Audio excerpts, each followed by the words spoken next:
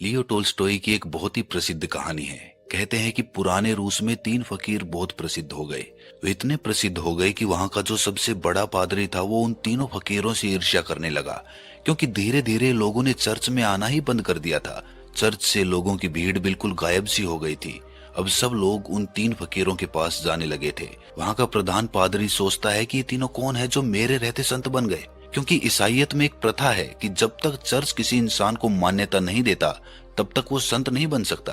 पादरी बड़ा परेशान रहने लगा, क्योंकि लोगों में चर्च की लोकप्रियता दिनों दिन कम होती जा रही थी। लेकिन एक दिन तो हद ही हो गई। पादरी पूरे दिन चर्च में बैठा रहा, लेकिन एक भी आदमी चर्च नहीं आया। पादरी के क्रोध का ठिकाना ना रहा। उसने निश्चय किया कि आज तो उन तीनों फकीरों की खैर नहीं, आज तो मैं उन तीनों को सबक सिखाकर ही रहूंगा। वो अपने पूरे पादरी भेष में तैयार हुआ।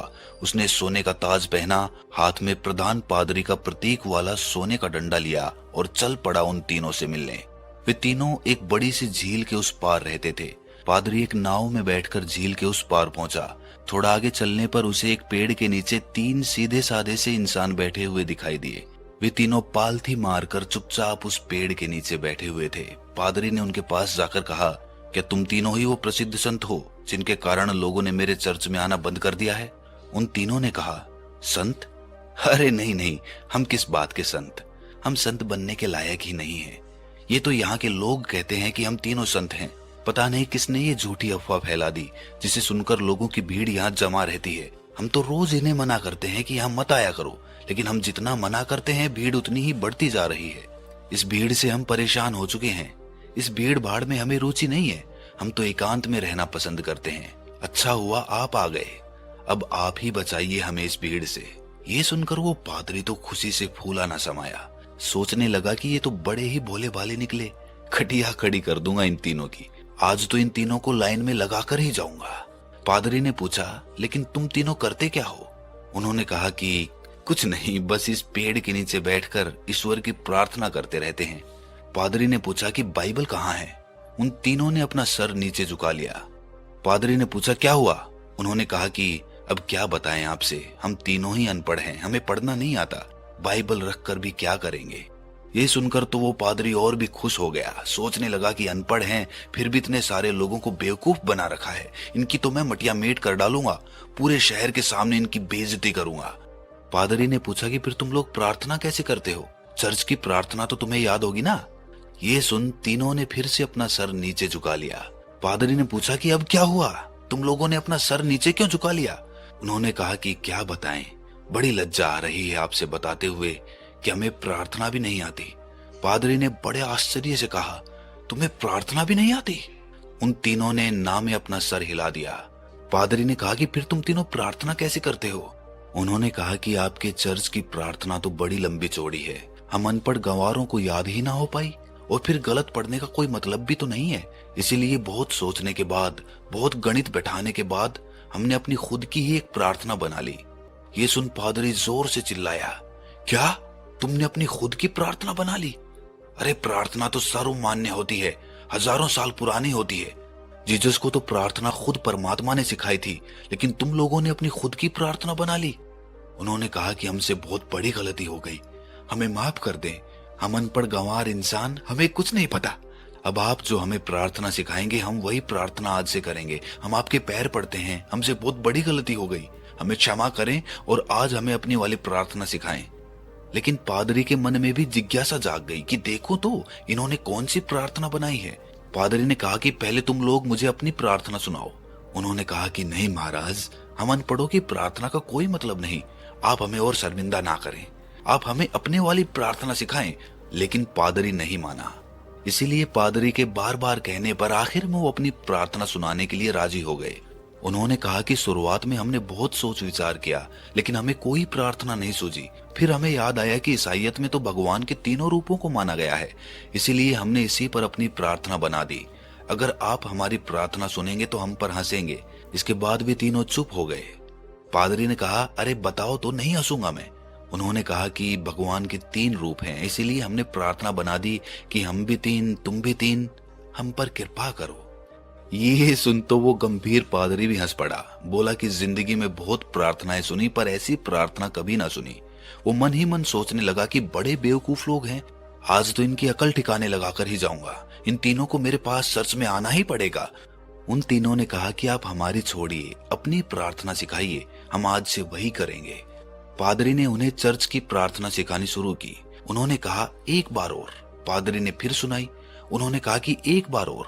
पादरी ने तीसरी बार सुनाई। उन्होंने कहा एक बार और, कहीं भूल ना जाए। पादरी ने फिर सुनाई। उन्होंने कहा एक आखिरी बार और। पादरी ने कहा कि घबराओ मत, कभी कभी चर्च में आया करो, धीरे धीरे तुम लोगों की जिंदगी सुधरने लगेगी और अगर रोज आओगे तो ये प्रार्थना भी सीख जाओगे। उन्होंने कहा जी, जैसी आपकी आज्ञा। पादरी ये देखकर बड़ा खुश हुआ। उसने कहा कि तुम लोग डरना मत, चर्च आओ, मैं तुम्हें माफ कर दूंगा और लोगों से भी माफ करवा दूंगा। उन्होंने कहा कि आपका बहुत बहुत धन्यवाद, आप बड़े महान इंसान हैं। पादरी ने सोचा कि चलो एक झंझट तो छूटी, इन मूर्खों को तो लाइन पे ले आया। वो अपनी नाव पर आराम से बैठकर खुशी खुशी वापस जाने लगा। नाव अभी झील के बीचों बीच पहुंची ही थी कि पीछे से कुछ लोगों के चिल्लाने की आवाज आई। पादरी और मांझी ने पीछे मुड़कर देखा तो उनकी आंखें फटी की फटी रह गई। वे तीनों पादरी को पुकारते हुए झील के पानी पर दौड़ते हुए चले आ रहे थे। वे तीनों पानी पर ऐसे दौड़ रहे थे मानो कोई जमीन पर दौड़ रहा हो। ये देखकर तो पादरी के हाथ से वो सोने का डंडा छूटकर वहीं नाव पर गिर गया। ये चमत्कार तो आज तक केवल जीसस ने करके दिखाया था। वे तीनों भागते हुए नाव के किनारे आकर खड़े हो गए और पादरी से कहने लगे कि आपकी प्रार्थना हमें एक बार और सुना दें, हम उसे भूल रहे हैं। वो कहता है ऐसे शुरू होती है, ये कहता है ऐसे शुरू होती है, मैं कहता हूँ ऐसे शुरू होती है। हम तीनों में बहस शुरू हो चुकी है। अब हम बहस करें या प्रार्थना करें? इसीलिए आप हमें वो प्रार्थना एक बार और सुना दें। पादरी ने तो झुककर उनके पैर ही पकड़ लिए और कहने लगा कि अब तक जो भी बताया है, जो भी कुछ कहा है, सब कुछ भूल जाओ। तुम्हारी प्रार्थना जीती और मेरी हारी। तुम्हारी प्रार्थना ही श्रेष्ठ है। श्रेष्ठ है क्योंकि वो सुन ली गई है। और सच तो ये है कि अब से मैं भी तुम्हारी वाली ही प्रार्थना करूंगा। गलती तो मुझसे हुई है, जो अहंकारवश मैंने तुम्हारी प्रार्थना को कम समझा, जबकि कमी तो मेरी श्रद्धा, मेरी आस्था में थी, कमजोर तो मेरी प्रार्थना थी। इसीलिए आप लोग मुझे माफ कर दें, बड़ा उपकार होगा। वे तीनों फकीर बोलते रहे कि आप एक बार हमें अपने वाली प्रार्थना और सुना दें, लेकिन वो पादरी चुपचाप अपना सर झुकाए वहां से चला गया।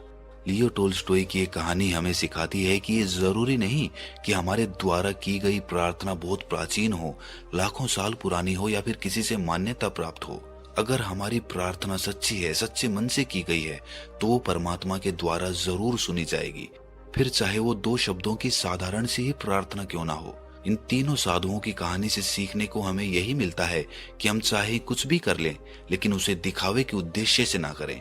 हम जब भी किसी काम को करें तो हमारी पूरी आत्मा उस काम में उतर जानी चाहिए।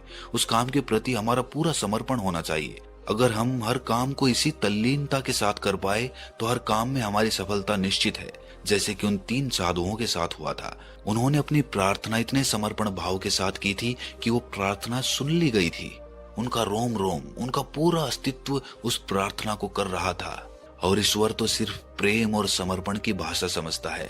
चाहे कोई अनपढ़ हो या कितना ही पढ़ा लिखा क्यों ना हो, परमात्मा के द्वार पर सब एक होते हैं और परमपिता उन्हीं की पुकार सुनता है जिस पुकार में प्रेम और समर्पण बसा हुआ होता है। तो दोस्तों, कैसी लगी ये कहानी आपको कमेंट सेक्शन में जरूर बताना, और अच्छी लगी हो तो इस चैनल को सब्सक्राइब करके नोटिफिकेशन बेल को जरूर प्रेस कर देना। तो मिलते हैं अगली कहानी में, तब तक के लिए अपना ख्याल रखिए।